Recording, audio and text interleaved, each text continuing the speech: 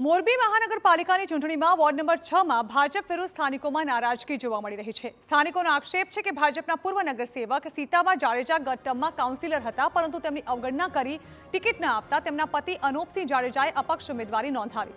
આ બાબતે ફોર્મ ભરવાના દિવસે અનોપસિંહ જાડેજા અને તેના પરિવારે પ્રધાન કાંતિ અમૃતિયા સામે જાહેરમાં રોષ પણ ઠાલવ્યો હતો। સ્થાનિકોએ પણ અપક્ષ ઉમેદવારી કરનાર અનોપસિંહને જીતાડવા ભાજપ માટે પ્રવેશબંધી ફરમાવી છે।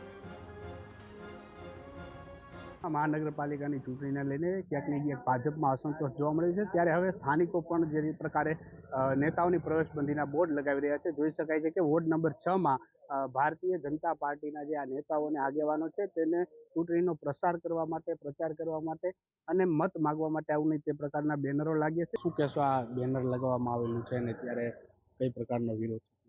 આ બોર્ડ એ કોઈ વ્યક્તિગત નહીં, પણ આખા વોર્ડ નંબર 6નો પ્રતિભાવ છે અને આખો વોર્ડ નંબર 6 નારાજ છે।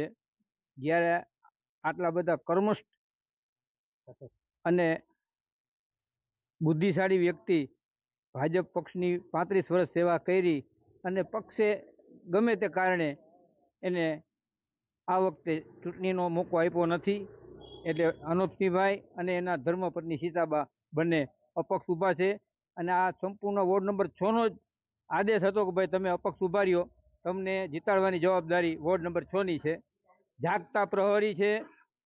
નગરપાલિકાને લગતી કોઈ પણ સમસ્યા હોય અને છેલ્લે ગયા વર્ષે સુપરસીડ થયેલી નગરપાલિકામાં પણ 70 લાખ રૂપિયાના બ્લોકના કામ એની મહેનતથી પાસ કરાવ્યા છે। એટલે જાગતા પ્રહરી છે અને અમારે કોઈની લીટી ટૂંકી નથી કરવી, અમારે ખાલી અમારી લીટી જ લાંબી કરવી છે।